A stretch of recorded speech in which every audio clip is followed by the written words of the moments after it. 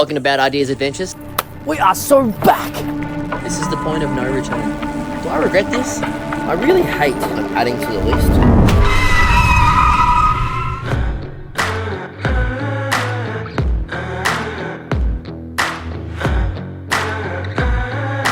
We drive from Melbourne to Queensland without the Hume or the M1. This is the wrong way up. We are so back. This is my four-wheel drive, and it was my first one after many years of small cars, and now it's kind of a problem. And while it works and it's functional, it's just not quite as smooth as you'd like it all to be. It's getting older, it's getting tired, and the most famous sentence that's been said on this car was, "Oh, that'll be a future me problem. I'll fix it one day." So this time on Bad Ideas Adventures, we fix the tub. We do it right. And we're going to add some pretty bits as we go. So while I unpack the rubbish that never leaves here, that hopefully never comes back, let me tell you about this car. It's a 2016 MQ Triton, a GLS, I'm not sure. It's one above pod pack with windy windows, but it's four-wheel drive, 5-speed, 2.4 litre turbo. Does a great job for what it is. I treat it more like a little donkey than I do a stallion. And as such, it's become my favourite thing to do on the weekend is to jet out and go camping. And it's just my little workhorse. My friends love it, but it's kind of dirty always and rubbish. It's got plastic floors, rubber floor mats, vinyl door panels. Absolutely nothing is soft touch. Thank God. Takes me far away, it takes my beer with me, and doesn't let me die. That's about all you can ask for a car, really. I'm sure, like me, you thought, oh, I'll organise it, everything will have a home, and it will just always work. It just kind of can't be all that at once. And I'm giving up on a few bits, so that bits that I really want to work. Specialising now, kind of understand how I use the car. It was very much ooh, I'll buy the next thing, and ooh, I'll buy the next thing. And then, better install that this weekend. I better install that before the trip.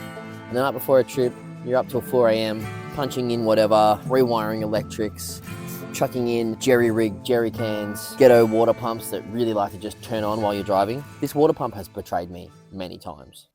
So, let me take you for a little tour of the setup, kind of how it came to be.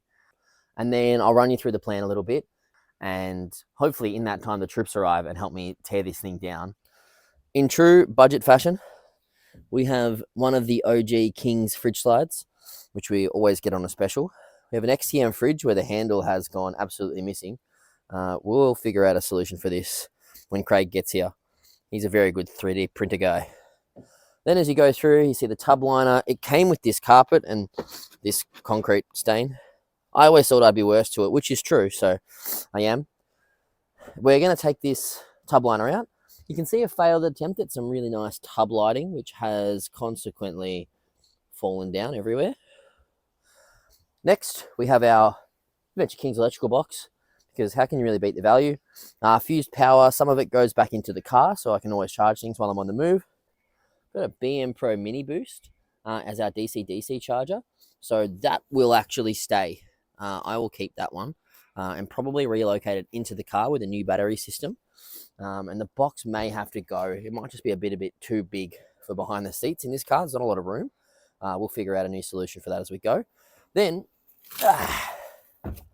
we've got a Giants battery box, and that is the same kind of cheap battery box that probably most of you have tried at one point in your life. It's got a couple jump off points and whatnot. And in there is actually a Giants battery, which is nuts. I think it was a catch of the day special during COVID when I was trying to build a completely different car that never eventuated. It's nuts. It's lasted so long. It's like a 135 amp hour AGM. I've run out of power once, maybe, especially since having the DC-DC with, I have a permanent solar panel on the roof. It's done me so well. I actually can't fault it. It still works great. It's just friggin' enormous. Like most AGMs, I reckon it weighs literally 50 kilos in a tight package. So we might be rehoming that to someone who can use it, and we'll see how that goes. Next is the jerry can full of water. And this has been my trusty water tank, supplied out by a Uncle Jeff Bezos special massively overpowered water pump. That thing could wash a car, I'm very certain of it, and it does have the power to do it, and it comes out to a little tap here, and again, our leftover yucky lights. Funnily enough, we do have one good switch here, and that's for my water pump. Turn it on, and it would normally go and spit out there, but we'll leave it off for now. You can see my UHF in here where I rest it when I don't have it on the car, because I actually run it on the side of my car here.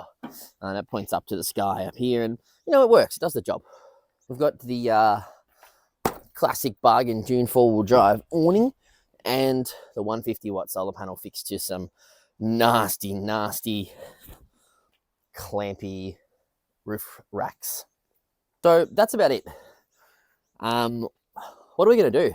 First, we're taking out everything out of here. I want it stripped back. I want no more tub liner. I've only heard of troubles with these, and you lose a bit of room inside there. Room will be important because I managed to snag a roller cover off an MR Triton, which is the next generation. And they fit. They have the same tub dimensions. So according to all sources, I should just be able to plonk it in. But before I do that, I really want to wrap to coat the tub, or some equivalent. I've been recommended the car builder stuff, so we'll do that. And because I'm doing that, I'm going to pull the water tank out, I'm going to pull the electrics out, and if I'm going to pull it out, I'm going to replace it. We're growing up, guys, doing things right at the time when it's right. I've proven to myself that I use everything, and mostly we're doing all of this because I am getting old and it's time for a rooftop tent. So I've got myself a Night Sky hardshell, a Ocam rooftop tent. It's a side opening one. It's the 1400 one that fits over the tub of a dual cab, so it should fit beautifully over my roll top and over my tub, which will keep the weight low and the height low. I really still want to be able to go to the shops and not smack everything in a car park, so it's really important I keep it low. And then hopefully it all works and it's all a bit prettier, it's all a bit nicer. Yeah, that's the plan. I don't know about your friends, but mine work better when there's beer on hand. I'm going to move my fridge, which has some beer in it, and energy drinks and coffee and all kinds of things, because, you know, you got to pay your help. And I'm going to put it in a chair here on an extension lead to a 12-volt converter and hopefully keep them happy. Hell, might even be time for a coffee. And then we'll keep getting all the loose bits out. Oh God, a sock. Like, what is going on in here? God, it's not until you really clear these out you realize how much crap just accumulates. And maybe you do. Maybe you needed than me. But I didn't know how much crap was in here. Righty, so it's currently Boxing Day and I'm going away on the 20th of January. Or close enough. Now, I'm going back to work in that time. Typical Christmas break off. So I've got probably 10 days of work on this. So I can allot. I'd like to not take that long, and when my friend Craig gets here, you'll see that things will move very quick before I can press go on the camera, but I'm hoping we can have this done in time for this trip completely. Actually, no. I'm saying we're going to do it. We're going to do it. We're going to learn. We're going to get it bloody done on time, and we're not going to cry about it. First order of business, get this bad boy out of here. This has seen a lot. Oh, it's definitely attached well. Oh. In classic fashion, these are just filled with sand and mud and gross stuff. I don't think they ever recovered from my first trip to Robe.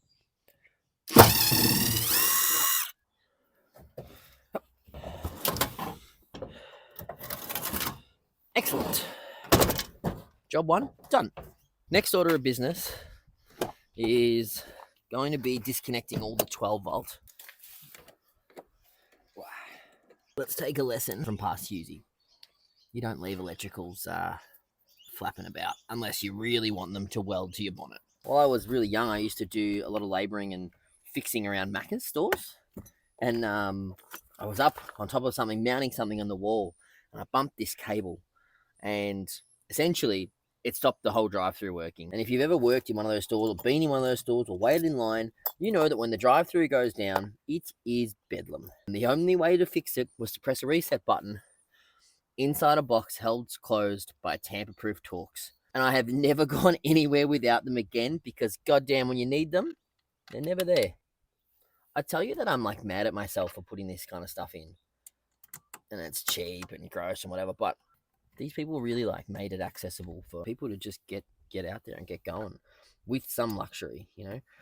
But God, it's good stuff for what it is. For all the flack they get, you just can't beat the value sometimes, you know.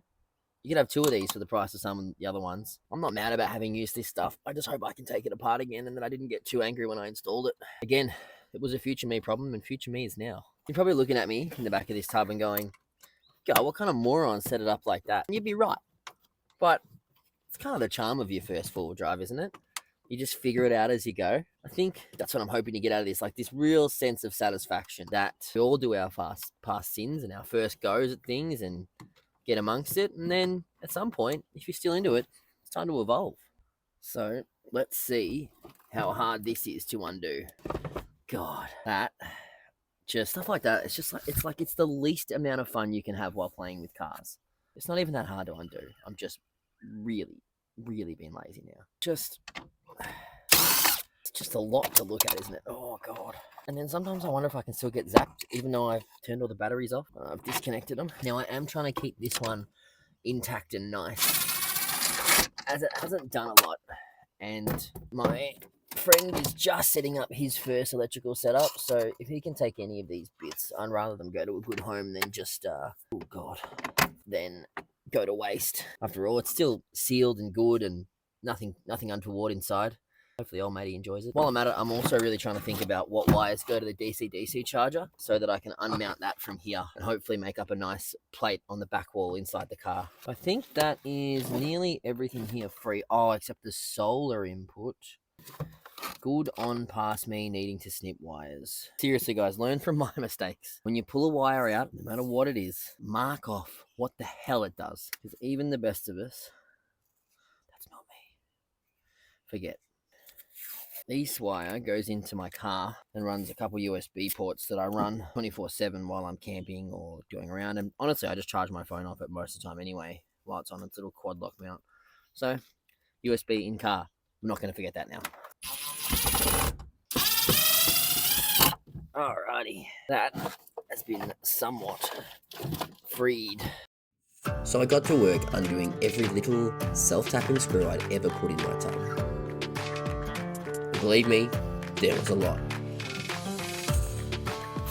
Well, that's just about everything accessory-wise in here. There's still a bit of wiring around the back of the tub liner here. But now it's time to get the tub liner out. And truthfully, like, I've never really done it before. I'm going to start by taking off this vinyl, I think, and the runners. And then I'm hoping underneath some of these caps, they kind of just reveal themselves. And the whole thing just...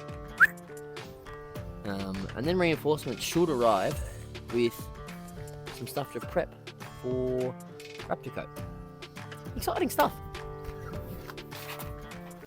Okay. Good Lord. This thing is so ratty and tired. Had a hard life with me, even in a short time. Okay. I think as I go along, I'm just kind of adding to the list. I really hate, I mean, it might be better without the tub liner. I hate that this isn't level.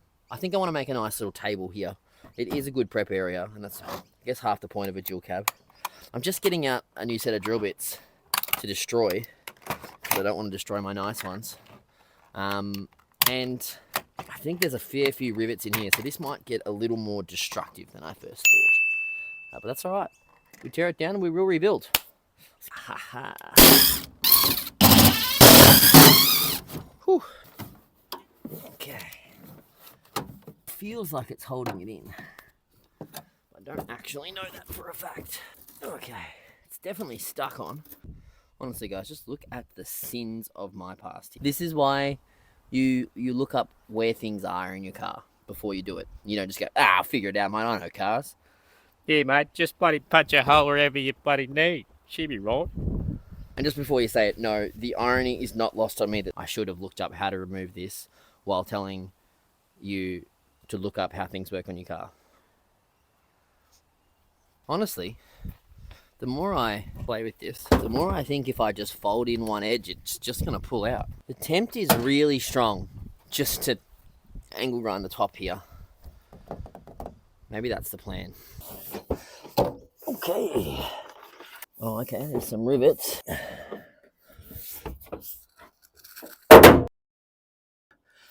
Alrighty. Well, that's the thing. Let's see how it goes. Alrighty, let's pray. This just comes out. Oh, not bad. I'm pretty chuffed with that. I'm gonna try and do this so I don't tip screws and random shit all over the driveway everywhere.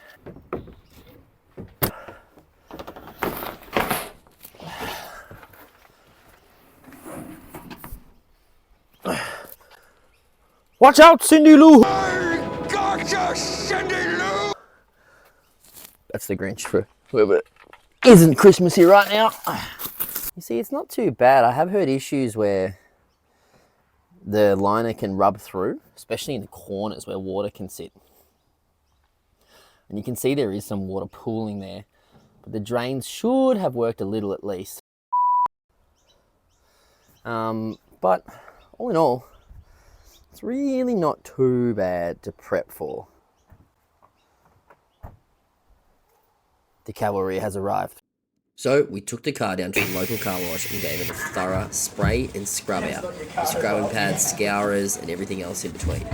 It felt wrong doing it to paint, but also came up great. Alright, so as you can see, Craig is in here. He's taping up a nice line there for us so we can get a nice beautiful clean coat of Raptor coat. The one issue is we test fit the roller cover and it actually fouls on this headboard. So we're going to do a lot more grinding than we thought we were going to do today. Craig's excited about the destruction, as you can tell. Yeah. And Anthony behind the camera really wants to see me chop the car a little by accident. So we'll find out. So while waiting for one more reinforcement to arrive, we continued to tape up the car and then got ready to cut the living crap out of that headboard. And with the world's best safety blanket in place, we were ready. I'd love to tell you that this went well, but you can see me graze the cardboard on literally my first pass. Sometimes you need to hand the tool to someone who doesn't own the car, who can be a lot braver than you and plunge cut that steel properly.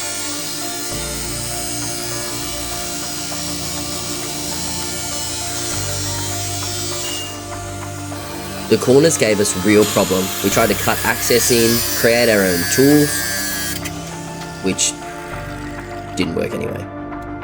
My balls. We even went full cowboy and took the guard off the grinder.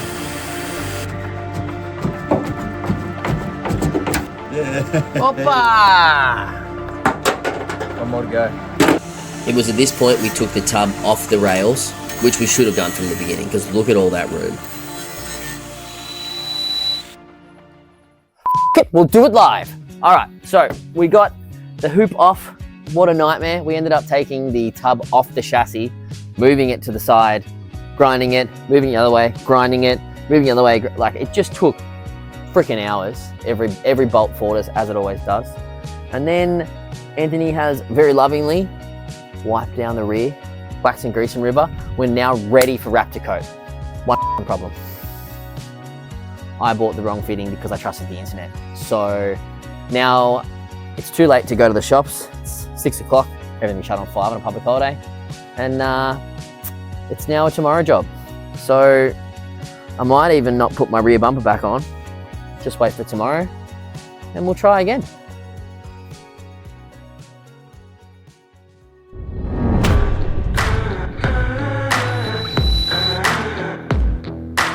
If it doesn't save me time or space, it's not going back in.